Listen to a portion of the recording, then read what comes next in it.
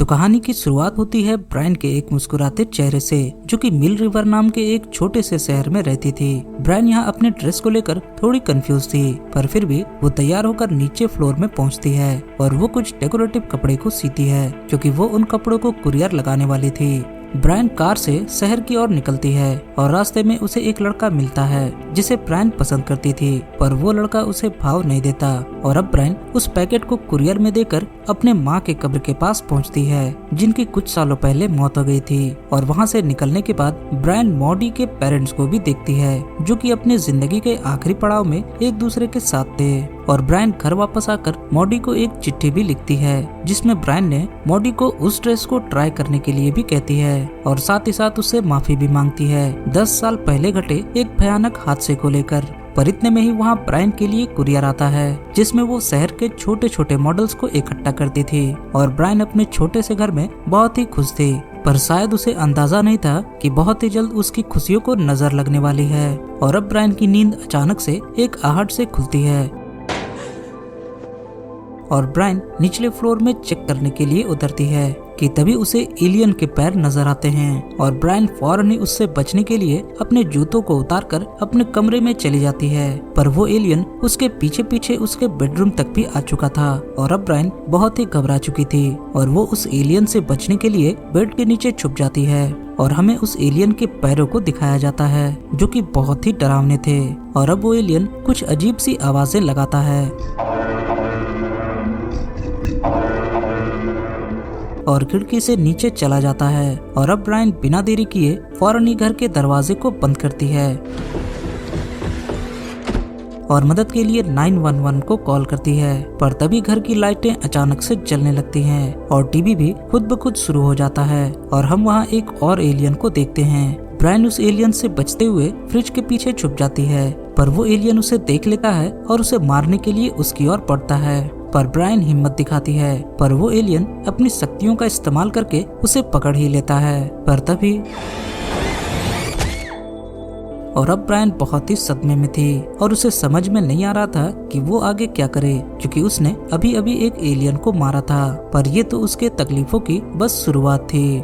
अगली सुबह ब्रायन खुद के घावों को साफ करती है और 911 को कॉल करती है, पर फोन खराब हो चुका था और घर की बिजली भी चली गई थी। और अब ब्रायन कार से शहर की ओर जाने का फैसला करती है, पर वो कार भी खराब थी। पर ब्रायन हिम्मत न हारते हुए खुद को साफ करती है और साइकिल से ही शहर की ओर निकलती है। पर रास्ते में ही उसे कुरियर वैन रोड के बीच में एक्सीडेंट होकर पड़ी मिलती है और वहीं पास में ही उसके दोस्त का घर भी पूरी तरह से बिखरा हुआ मिलता है। और ब्रायन के साथ साथ हमें भी ये पता चलता है कि एलियंस ने सिर्फ उसके घर में ही हमला नहीं किया, बल्कि पूरे शहर को ही अपना निशाना बना रखा है। ब्रायन फौरन ही शहर के अंदर पहुंचती है, जहां पुलिस स्टेशन में उसे मॉडी के पेरेंट्स मिलते हैं, जो कि उसके फादर भी थे, क्योंकि मॉडी और ब्रायन दोनों सौतेली बहनें थी। पर उसके पेरेंट्स ब्रायन को देखकर खुश नहीं होते, मानो उसने बहुत ही बड़ा कांड कर रखा हो। और ब्रायन को अंदेशा हो जाता है कि उसकी मदद यहाँ कोई भी नहीं करने वाला। और ब्रायन किसी तरह के पछतावे और दुख में डूबी वहीं बैठकर रोने लगती है। थोड़ी देर बाद ब्रायन के सामने से एक बस गुजरती है और वो इस शहर से दूर जाने के लिए उस बस में बैठ जाती है, ताकि इस पुराने शहर और इससे जुड़ी भयानक यादों को यहीं छोड़ सके। पर वो एलियन ऐसा होने देने वाले बिल्कुल भी नहीं थे, क्योंकि एलियंस ने वहाँ मौजूद कुछ मुसाफिरों को कब्जे में कर लिया था और वो ब्रायन को मारने के लिए आगे बढ़ते हैं। पर ब्रायन किसी तरह अपनी जान बचाकर वहां से भागती है और सीधा एक प्राइवेट प्रॉपर्टी में जाकर रुकती है। और उस प्रॉपर्टी के नजदीक एक कब्रिस्तान था, जिसमें हमें मॉडी के कब्र को दिखाया जाता है। यानी मॉडी की मौत 10 साल पहले ही हो चुकी थी और कहीं न कहीं मॉडी की मौत की जिम्मेदार ब्रायन जरूर होगी। पर तभी हमें वहाँ एक बहुत ही बड़ा तूफान शहर को पूरी तरह से घेरते हुए नजर आता है और ब्रायन घबराकर घर की ओर वापस भागती है। पर रास्ते में ही उसे अपने पड़ोसी नजर आते हैं, जिसे एलियंस ने अपने कब्जे में कर लिया था, क्योंकि हमें उनके शरीर में कुछ एलियंस के जीव नजर आ रहे थे। और अब ब्रायन के पास अपने घर वापस लौटने के अलावा और कोई भी दूसरा रास्ता नहीं था। और अब ब्रायन उन एलियन से बचकर भागने के बदले उनका मुकाबला करने का फैसला करती है और ब्रायन घर के अंदर जगह जगह पर ट्रैप्स बिछाना शुरू कर देती है और वो घर के सारे खिड़कियों और दरवाजे को भी बंद कर देती है। पर इतने में ही वहाँ एलियंस आ चुके थे और ब्रायन को महसूस होने लगता है कि कुछ बहुत ही गलत होने वाला है। और फिर वहाँ एक तेज रोशनी चमकती है और वो एलियंस घर के अंदर से अपने मरे हुए साथी को उठाकर अपने मदरशिप में ले जाते हैं और ब्रायन बेसमेंट में जाकर छुप जाती है। पर वो एलियंस वहाँ भी उसका पीछा करते हैं और जिंदगी और मौत का खेल एक बार फिर से शुरू हो जाता है, जहाँ ब्रायन एक हथियार के साथ सही वक्त के इंतजार में थी ताकि वो उस एलियन को मार सके। पर ये दूसरा वाला एलियन पहले वाले से थोड़ा होशियार था और वो ब्रायन के चाल को समझ जाता है और उस पे हमला कर देता है। पर ब्रायन मौका देखते ही अपने बेडरूम की ओर भागती है और हम वहाँ एक और एलियन को देखते हैं जो कि इस बार ब्रायन को बिना लिए वापस जाने वाला नहीं था। पर ब्रायन गैस में रखे खौलते हुए पानी को उन एलियंस की ओर फेंकती है और वो एलियन थोड़ा जल जाता है, पर उस एलियन को मारने के लिए इतना काफी नहीं था और अब वो एलियन फिर से ब्रायन का पीछा करता है। ब्रायन एक कमरे में जाकर दरवाजा बंद कर लेती है पर वो छोटा एलियन अभी भी उसके पीछे था। पर तभी ब्रायन के हाथ एक झाड़ू लग जाता है और ब्रायन उस टूटे हुए झाड़ू की मदद से उस छोटे एलियन को मार डालती है।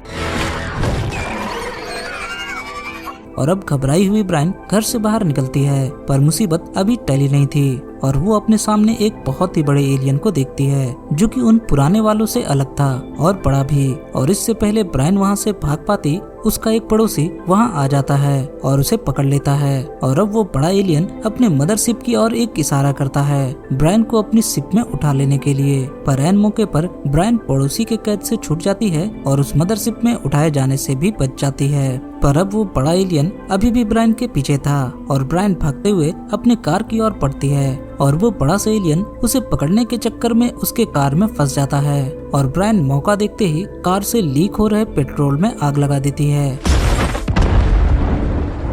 ब्रायन यहाँ राहत की सांस ले ही रही थी कि तभी वो मदरशिप उसे दोबारा से पकड़ने की कोशिश में अपने शक्तिशाली बीम को छोड़ती है। पर ब्रायन फिर से बचते हुए अपने घर के अंदर छुप जाती है। पर उस घर में पहले से ही एक और एलियन मौजूद था और वो एलियन उसे अपने एक इशारे से दीवार पर मार गिराता है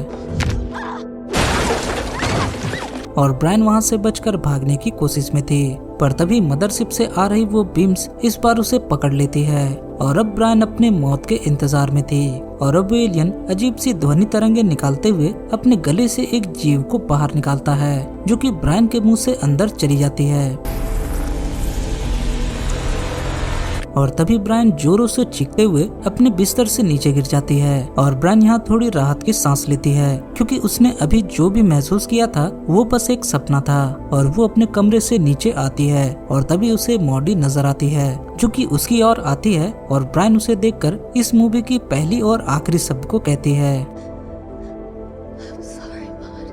और तभी हम देखते हैं कि ब्रायन अपने हाथ की मदद से अपने गले में फंसे उस एलियन जीव को बाहर निकाल लेती है जो कि उसे काबू में कर रखा था और उसे झूठे भ्रम दिखा रहा था। और तभी हम देखते हैं कि उस मदरशिप ने शहर में मौजूद और भी लोगों को अगवा कर लिया है और हमें वहाँ मदरशिप से ब्रायन की एक क्लोन नीचे उतरते हुए नजर आती है जो कि ब्रायन का पीछा करते करते जंगलों में पहुंच जाती है और ब्रायन को चाकू की मदद से जख्मी भी कर देती है। पर ब्रायन एक छोटे से चाकू की मदद से अपने क्लोन को भी मार डालती है और ब्रायन जख्मी हाल में इन मुसीबतों से दूर भागने की कोशिश करने लगती है। पर तभी उसके सामने एक और बड़ा एलियन नजर आता है और इस बार ब्रायन आखिरकार उस मदरशिप के द्वारा पकड़ ली जाती है।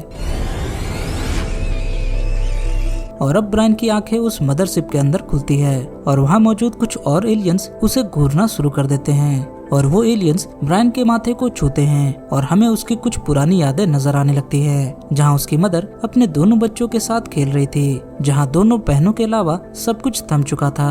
और ब्रायन अपने अतीत में अपने आप को अपने बहन से झगड़ते हुए देखती है और इसी बीच गुस्से में आकर ब्रायन ने एक पत्थर से अनजाने में ही अपने बहन को जान से मार डाला।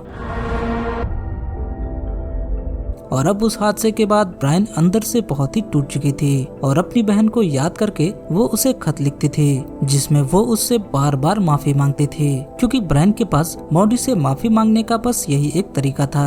पर अब ब्रायन अपने उस भयानक से कड़वे सच को कबूल कर चुकी थी और ये मान लेती है कि उसकी बहन मॉडी अब इस दुनिया में नहीं रही और ये सब कुछ दूर खड़े वो एलियंस देख रहे थे। और अब वो एलियंस आपस में ही कुछ अजीब सी साउंड वेव्स निकालते हैं